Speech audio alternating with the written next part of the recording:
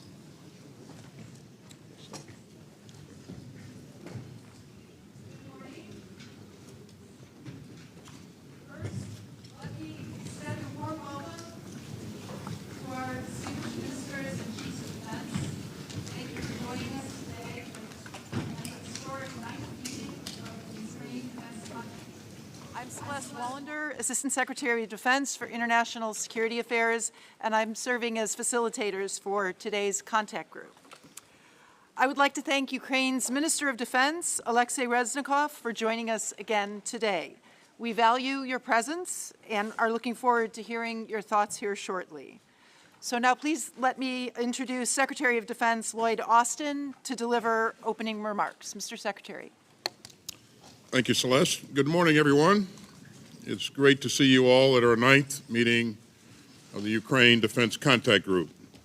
And before we get started, I want to express my deepest condolences for the tragic loss of life caused by the earthquakes that struck Turkey and Syria last week. And the United States will continue to work urgently with our Turkish allies and others to rush assistance to those in need and in anguish after this terrible tragedy. Now, I'm proud to be here with representatives from across the globe, and we're here to reaffirm our resounding support for a free and sovereign Ukraine.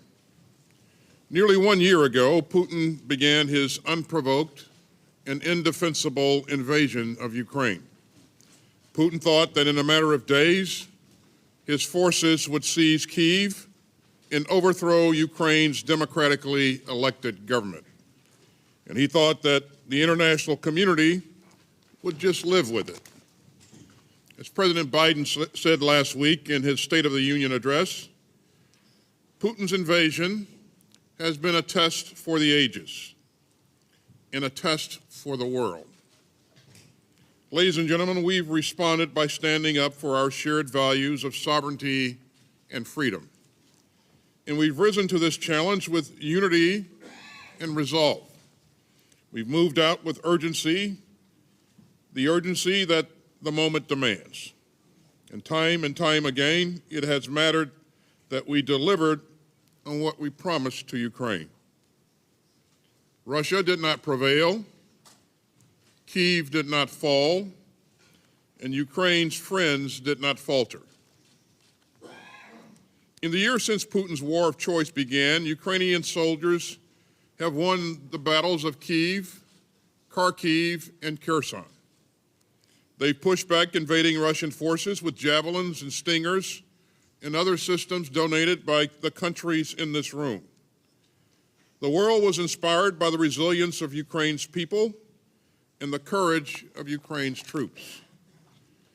Even in the face of setbacks, Ukraine has shown that it will prevail. And more countries have rushed to help Ukraine fight for its territory, its sovereignty, and its freedom. And your presence here just proves that countries of goodwill from all around the world continue to step up and to ensure that any setbacks are only temporary. And together, this contact group has made it clear that we will support Ukraine's fight for freedom over the long haul and help Ukraine hold and advance during the spring counteroffensive. With unity and urgency, we will again deliver the support that we have promised to Ukraine. We will put capabilities into the hands of trained Ukrainian forces so that they can be integrated together on the battlefield. Now, we know how to do this. Last April, we held our first contact group to coordinate our contributions to Ukraine, and these meetings continue to embody the unshakable, enduring support for Ukraine from all over the world. This contact group stands as a testament to our unity. Unity of purpose, unity of effort, and unity of values. None of us could have accomplished this much alone. But together we have committed nearly $50 billion in lethal assistance to Ukraine since the start of Russia's all-out invasion last February 24th. And our coordination is making a real difference in real time.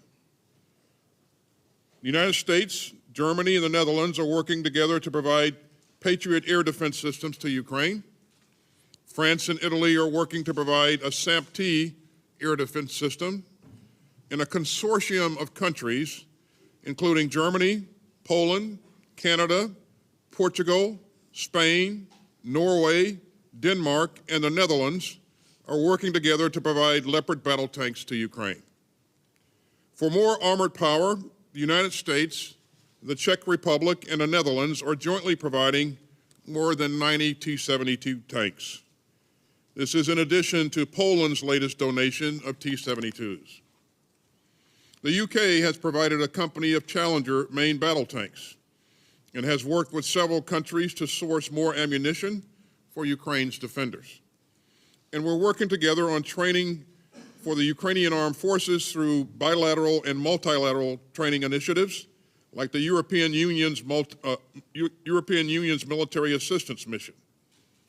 All of these donations and joint initiatives flow from our unity and our resolve. But we still have much more to do together, and we must intensify our focus. Ukraine has urgent requirements to help it meet this crucial moment in the course of the war. And President Zelensky underscored Ukraine's need for more equipment at our last meeting in Ramstein. So we're fortunate to be joined again by my good friend, Ukrainian Minister of Defense, Oleksiy Reznikov. And Oleksiy, thanks for your leadership and for joining us again today in person. And let me also welcome Ukraine's Deputy Chief of Defense, Lieutenant General Moishuk.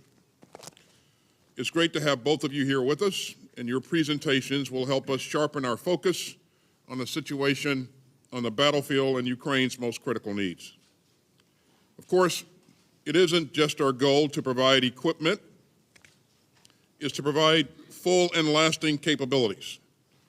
So today we'll continue talking about integrating and synchronizing our support so that Ukraine has combat-credible capabilities that matter and endure. We'll also hear from our EUCOM commander, General Cavoli, on the integrated training that's being conducted across Europe. And we'll discuss industrial-based initiatives that will help sustain our support to Ukraine for the long term. We'll also talk about ongoing accountability for the historic levels of security assistance that we're providing to Ukraine. And Minister Reznikov, let me commend you for your team's cooperation on this. Ukraine is committed to making sure that the equipment we're providing gets to Ukraine's defenders on the front lines. Now, today's meeting comes at a critical time. The Kremlin is still betting that it can wait us out. But 1 year on, we are as united as ever. And that shared resolve will help sustain Ukraine's momentum in the crucial weeks ahead and help Ukraine travel the challenging road that lies beyond. And looking around this room today, I know that our unity will only grow. We all understand the stakes in Russia's war of choice. This isn't just about Ukraine's right to live in peace and security. It's also about the kind of world that our children will inherit. None of us want to live in a world where autocrats can assault their peaceful neighbors, trample their borders, and bombard their people. So we've come together to stand up for a world where rules matter, where sovereignty is respected, and where civilians are protected. Now, let me pause for a moment while our friends in the media depart, and then we'll hear from our Ukrainian colleagues. Thank you very much.